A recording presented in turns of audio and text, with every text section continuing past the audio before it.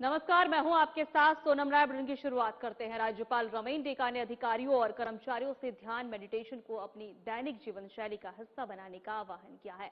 लोक भवन में आयोजित 3 दिवसीय ध्यान शिविर के दूसरे दिन उपस्थित राज्यपाल ने कहा कि वर्तमान समय की व्यस्तता, बढ़ती प्रतिस्पर्धा और कार्यभार के कारण तनाव एक सामान्य समस्या बन गई है, जिससे निपटने में ध्यान महत्वपूर्ण भूमिका निभाता है। उन्होंने कहा है कि नियमित ध्यान मानसिक शांति, एकाग्रता, कार्यकुशलता और सकारात्मक सोच को बढ़ावा देता है और व्यक्ति को मानसिक संतुलन बनाए रखने में मदद करता है। वहीं हार्टफुलनेस संस्था अमलेश्वर से आए प्रशिक्षकों ने शिविर में अधिकारियों और कर्मचारियों को ध्यान की कई विधियों की जानकारी देने के साथ उसका व्यवहारिक अभ्यास भी कराया। राज्यपाल ने कहा कि प्रतिदिन कुछ समय ध्यान के लिए निकालने से आत्मिक संतोष, सकारात्मक ऊर्जा और अद्भुत आनंद का अनुभव होता है। इससे व्यक्ति अपने व्यक्तिगत और व्यावसायिक जीवन में बेहतर संतुलन स्थापित कर सकता है।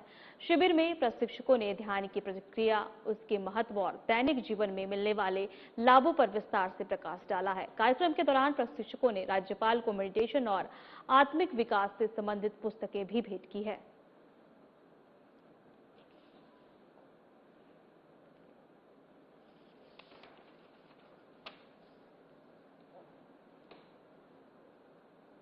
देश के प्रधानमंत्री नरेंद्र मोदी के सफल नेतृत्व में केंद्र सरकार के 12 वर्ष पूर्ण होने के अवसर पर उन्हें छत्तीसगढ़ की जनता की ओर से हार्दिक बधाई और शुभकामनाएं दी गई।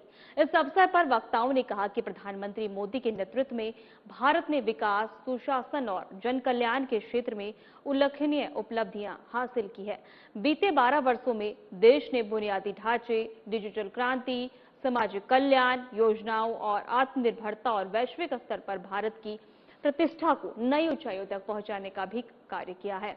यह भी कहा गया है कि प्रधानमंत्री के प्रथम कार्यकाल में उनके साथ राज्य मंत्री के रूप में कार्य करने का अवसर मिलना गौरव और सौभाग्य की बात रही है।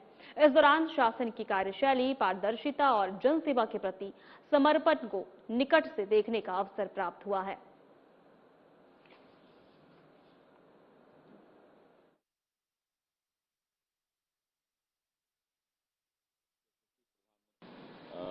देश के यशस्वी प्रधानमंत्री श्री नरेंद्र मोदी जी के शानदार 12 साल कंटिन्यू पूरे हो रहे हैं और इस अवसर पर पूरे छत्तीसगढ़ की जनता की तरफ से उनका बहुत बहुत अभिनंदन, उनको शुभकामनाएं। और हमारा भी सौभाग्य था कि उनके प्रथम शासन के कार्यकाल में राज्यमंत्री के रूप में काम करने का अवसर मिला और 12 वर्षों में देश में ऐतिहासिक काम हुए हैं। उनका पहला 5 साल गरीब कल्याण के काम हुए हैं। सबका पक्का का घर, सबके घर में शौचालय, सबके घर में बैंक का खाता, सबके घर में बिजली, सबके घर में नल द्वारा पानी। और दूसरे कार्यकाल में बड़े बड़े ऐतिहासिक काम हुए हैं। जम्मू कश्मीर से धारा 370 ये हटा है। आपका अयोध्या धाम में प्रभु श्री राम का मंदिर 5 वर्षों के संघर्ष के बाद वहां पर मंदिर का निर्माण हुआ है। मुस्लिम महिलाओं के सम्मान के लिए ट्रिपल तलाक बिल पास हुआ है। तो ऐसे काम जो असंभव से दिखते थे, माननीय दूरदृष्टा प्रधानमंत्री श्री नरेंद्र मोदी जी के नेतृत्व में सब पूरे हुए हैं और एक नए भारत का निर्माण 12 वर्षों में हुआ है। एक समृद्ध और शक्तिशाली भारत का निर्माण 12 वर्षों में माननीय प्रधानमंत्री जी के नेतृत्व में हुआ। बिलासपुर में नीट पेपर लीक मामले को लेकर एनएसयूआई के कार्यकर्ताओं ने प्रदर्शन किया, जिसके दौरान केंद्रीय राज्य मंत्री तोखन साहू के निवास का घेराव किया गया। प्रशासन ने स्थिति नियंत्रण में रखने के लिए वाटर कैनन और लाठीचार्ज का इस्तेमाल किया, जिसमें कई कार्यकर्ता घायल हुए। प्रदर्शन में शामिल छात्रों और कार्यकर्ताओं ने पेपर लीक मामले के खिलाफ सख्त कार्रवाई की मांग करते हुए आवाज बुलंद की। इस घटना पर कांग्रेस प्रदेश अध्यक्ष दीपक बैज ने तीखी प्रतिक्रिया दी और इससे सरकार के इशारे पर की गई कार्रवाई करार दिया। उन्होंने कहा कि छात्रों की आवाज दबाने के बजाय सरकार को तुरंत पेपर लीक मामले पर स्पष्ट जवाब देना चाहिए। दीपक बैज ने पूरे मामले को उच्च स्तरीय जांच और दोषी अधिकारियों के खिलाफ कड़ी कार्रवाई की मांग उठाई है। वहीं घटनास्थल पर तनावपूर्ण माहौल के बीच प्रशासन ने स्थिति को शांत करने का प्रयास किया, जबकि विरोध प्रदर्शन जारी रहा। इस मामले ने शिक्षा और प्रशासनिक पारदर्शिता को लेकर नई बहस को जन्म दिया है और समाज के छात्रों को हक की लड़ाई पर ध्यान आकर्षित किया है।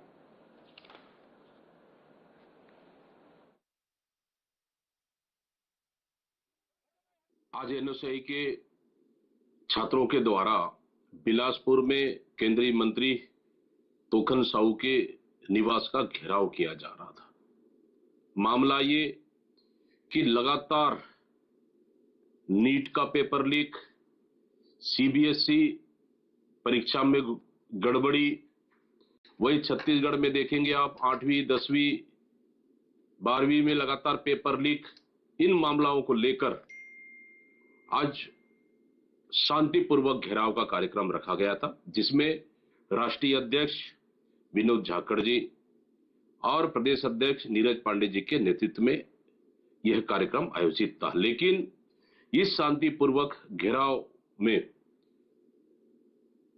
सरकार के इशारे पर पुलिस प्रशासन द्वारा जिस तरह से बर्बरतापूर्वक लाठीचार्ज किया गया है, इसकी कड़ी निंदा करता हूं। एक छात्र की सिर फट गया और कई छात्रों का हाथ फ्रैक्चर हुए और 50 से अधिक छात्र घायल हैं। भारतीय जनता पार्टी के प्रदेश प्रवक्ता देवलाल ठाकुर ने कांग्रेस पर आदिवासी समाज को केवल वोट बैंक की तरह इस्तेमाल करने का आरोप लगाया है। उन्होंने कहा कि बस्तर और आदिवासी क्षेत्रों में शांति एवं आर्थिक प्रगति होने से कांग्रेस परेशान है और अब क्षेत्र में अर्बन नक्सलवाद को बढ़ावा देने की कोशिश कर रही है। बीजेपी कार्यालय एकात्म परिसर में आयोजित प्रेस ब्रीफिंग में ठाकुर ने कहा कि अमित शाह ने बस्तर के आर्थिक और समग्र विकास के लिए 5 वर्ष का समय मांगा। बीजेपी सरकार जल, जंगल और जमीन पर आदिवासियों के अधिकारों को मजबूत करते हुए विकास के नए अवसर तैयार कर रही है। उन्होंने कांग्रेस पर टूल किट एजेंडा चलाने का आरोप लगाते हुए कहा कि बस्तर में नक्सलवाद कमजोर पड़ने के बाद कांग्रेस भ्रम और अशांति फैलाने का प्रयास कर रही है। ठाकुर ने दावा किया है कि कांग्रेस नहीं चाहती कि आदिवासी समाज आर्थिक रूप से सशक्त बने और उनके जीवन स्तर में सुधार हो। बीजेपी प्रवक्ता ने बताया कि बस्तर में मिलने वाली मीठी इमली, महुआ और बॉस आधारित उत्पादों को फूड प्रोसेसिंग यूनिट और प्लांट स्थापित किए जा रहे हैं। इन परियोजनाओं का उद्देश्य स्थानीय युवाओं और आदिवासी समुदाय को रोजगार उपलब्ध कराना और उन्हें आर्थिक रूप से आत्मनिर्भर बनाना है। ठाकुर ने कहा कि भाजपा सरकार बस्तर में शांति, विकास और रोजगार के अवसरों को आगे बढ़ाने के लिए प्रतिबद्ध है और कांग्रेस के किसी भी प्रयास से इस विकास यात्रा को रुकने नहीं दिया जाएगा।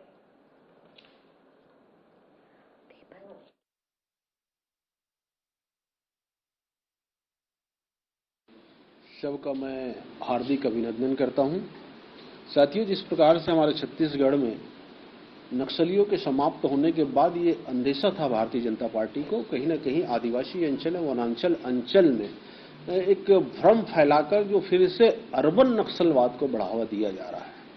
जिस प्रकार से आज आप देख रहे हैं कि तमाम जो आदिवासी वनवासी अंचल में नक्सली समाप्त हुए, उसके बाद वहां पर अनगढ़ बातें लाकर जिस प्रकार से आंदोलन का मूर्त रूप देने के लिए कांग्रेस एक टीम या टूल किट तैयार कर रही है, जिसके तहत लोगों को दिग्भ्रमित कर रही है। वक्त हो चला है छोटे से ब्रेक का।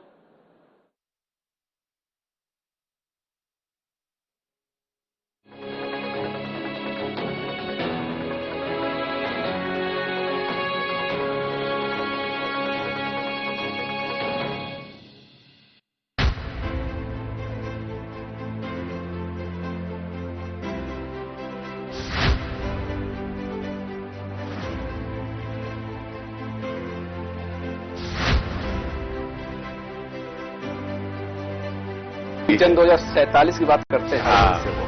पिक्चर पूरी बाकी है, तो बहुत देश को आगे ले जाना है। वो तो ये था कि शतरंज की बिसात बिछाई जाती थी कि किस तरह से बिसात बिछाई जाए कि हम सामने वाले को पटका नहीं दे दें, लेकिन आजकल गुगली फेंका जा रहा है बहुत ज्यादा। क्या सामने वाले गुगली पर स्टिक नहीं लगा पा रहे, क्या लपक लिए जा रहे हैं? कांग्रेस पार्टी के बैट्समैन तो गोल्डन डक में आउट होने वाले हैं।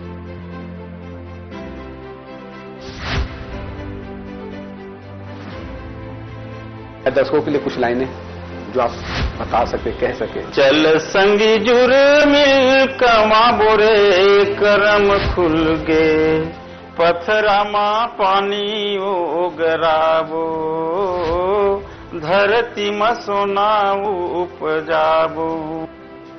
2014 के बाद से भारतीय राजनीति को किस तरह से देखते हैं? 2014 के बाद से इस देश में उन्नति का, तरक्की का इस देश के लोगों के जीवन स्तर को ऊंचा उठाने का, गांव, गरीब, किसान, युवा, महिलाएं, इनके जीवन में कैसे खुशहाली ला सकती है, अगर ये एजेंडा पहली बार तय किया है तो मोदी जी ने तय किया है।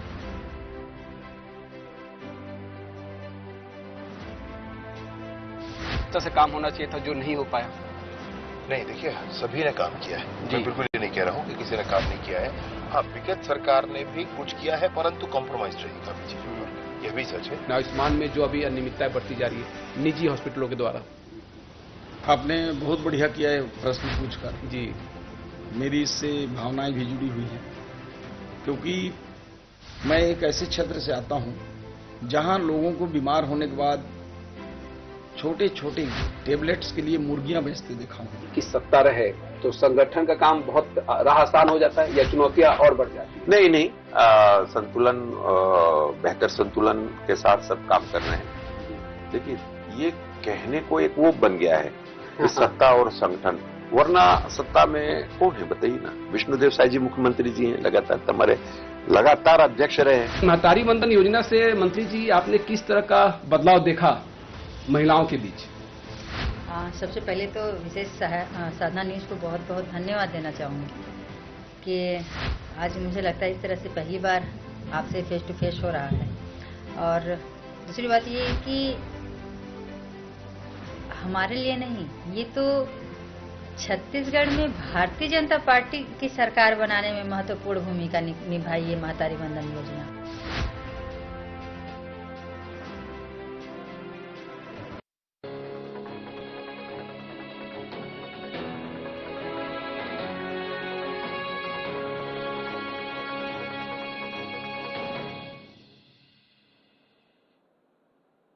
ब्रेक के बाद आपका स्वागत है। सुशासन तिहार के दौरान सांसद बृजमोहन अग्रवाल का सख्त रुख देखने को मिला। कार्यक्रम में कुलेश्वर महादेव शासकीय महाविद्यालय की बाउंड्री वॉल निर्माण से जुड़े मामले में लापरवाही सामने आने पर सांसद ने अधिकारियों को जमकर फटकार लगाई। शिविर से अनुपस्थित रहने वाले संबंधित रेंजर के प्रति नाराजगी जताते हुए उन्होंने तत्काल निलंबन के निर्देश दिए। तो वहीं मंच से संबोधित करते हुए सांसद ने स्पष्ट कहा है कि जनता के कामों में किसी भी प्रकार की लापरवाही बर्दाश्त नहीं की जाएगी और जिम्मेदार अधिकारियों के खिलाफ कड़ी कार्रवाई की जाएगी। उन्होंने सभी विभागों को निर्देशित किया है कि शिविर में प्राप्त आवेदनों और शिकायतों का अधिकतम 7 दिनों के भीतर निराकरण सुनिश्चित किया जाए। साथ ही चेतावनी दी है कि निर्धारित समय सीमा का पालन नहीं करने वाले अधिकारियों एवं कर्मचारियों पर अनुशासनात्मक कार्रवाई की जाए।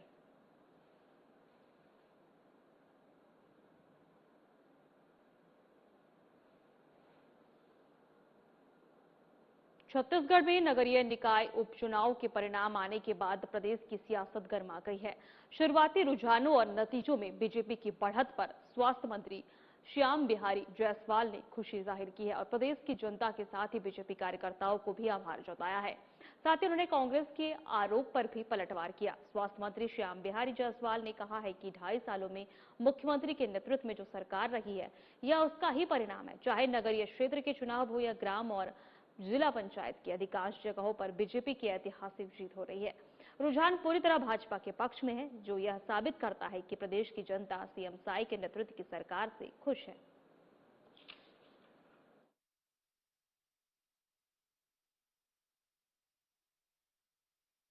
सर्वप्रथम तो प्रदेश की जनता को, भारतीय जनता पार्टी कार्यकर्ताओं को और माननीय मुख्यमंत्री जी के कुशल नेतृत्व को मैं अपनी ओर से बहुत बहुत धन्यवाद देता हूं।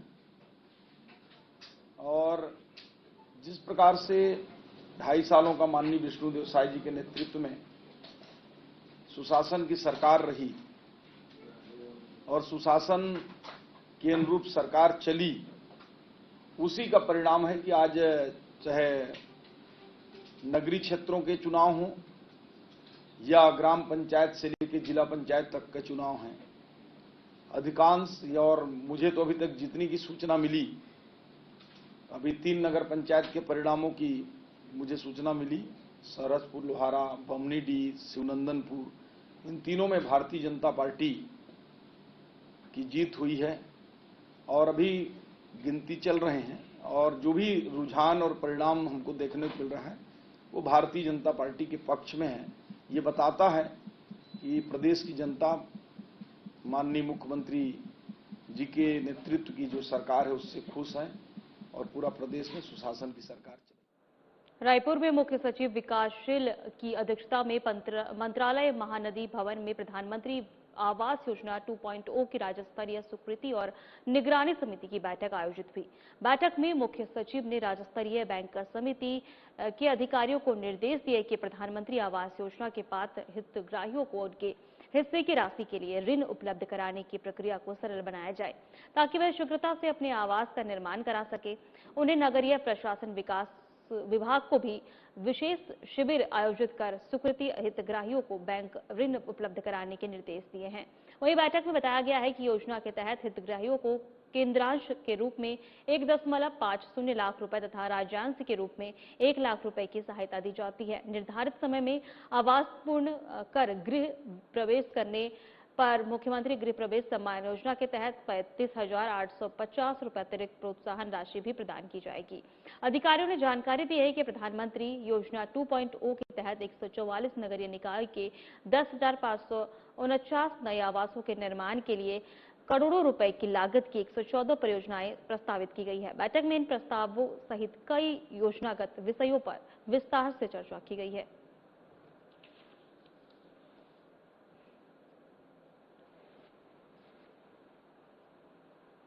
छत्तीसगढ़ में किसानों की आय बढ़ाने और कृषि क्षेत्र में फसल विविधीकरण को प्रोत्साहन देने के उद्देश्य से राज्य सरकार ने बासमती धान की खेती के विस्तार की दिशा में पहल शुरू कर दी है।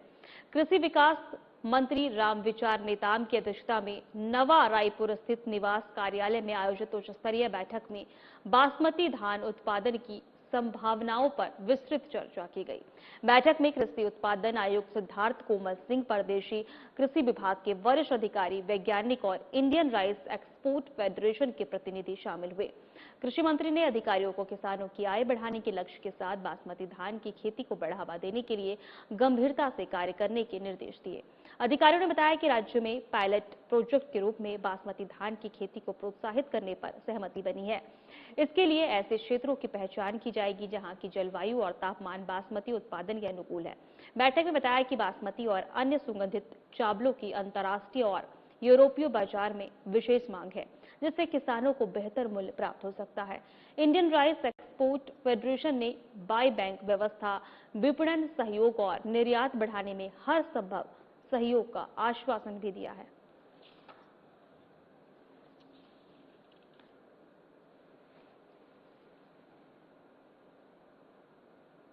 सूरजपुर जिले के नवगठित नगर पंचायत शिवनंदपुर में मतदान प्रक्रिया शांतिपूर्ण ढंग से संपन्न हुई, जिसमें अध्यक्ष पद पर भारतीय जनता पार्टी के प्रत्याशी रितेश जायसवाल ने 362 मतों के अंतर से जीत दर्ज की। चुनाव परिणाम के अनुसार रितेश जायसवाल को कुल 2028 मत प्राप्त हुए, जबकि उनके निकटतम प्रतिद्वंदी को कांग्रेस प्रत्याशी को 1686 मत मिले। वहीं अध्यक्ष पद पर बीजेपी की जीत के बाद समर्थकों में उत्साह का माहौल देखा गया।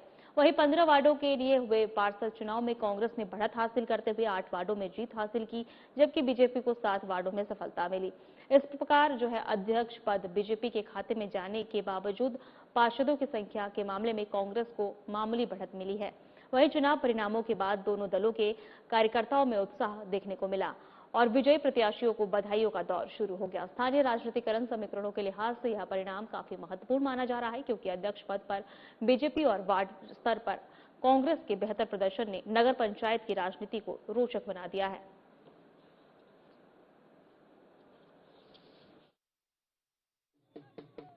ये बीजेपी की जीत के साथ साथ यहाँ के विकास की जीत हुई है, यहाँ के मतदाताओं की जीत हुई है, यहाँ के कार्यकर्ताओं की जीत हुई है। ये सिर्फ एक व्यक्ति की जीत नहीं है। यहाँ के विकास की दृष्टि से जो नगर पंचायत शिवनंदपुर में हमने या कमल फूल छाप ने निकाला है, तो यहाँ के विकास को चुना गया है, क्योंकि तभी संभव हो पाता जब हमारी कमल फूल छाप निकल पाती, और आज निकल गई है। आज के बाद शपथ ग्रहण के बाद तय होगी यहाँ के विकास, और हर वार्ड, हर पारा मोहल्ला में यहाँ विकास दिखेगा। देखिए, तय जनता करते हैं और जिसका जैसा जनादेश रहता है। सर्वप्रथम शिवनंदपुर की प्रत्येक जनता का विशेष आभार। उन्होंने मुझ पे विश्वास किया और उनके विश्वास पे मैं खरा उतरूंगा। क्या मानते हैं क्या कुछ होगा? विकास होगा, विकास के नाम पे हमने चुनाव लड़ा है और विकास होगा और उसकी गारंटी हमारी मंत्री जी है, हमारे नगरीय विकास मंत्री अरुण साहू जी हैं, विकास होगा। फिलहाल हमारे खास ब्रिज में इतना ही। नमस्कार।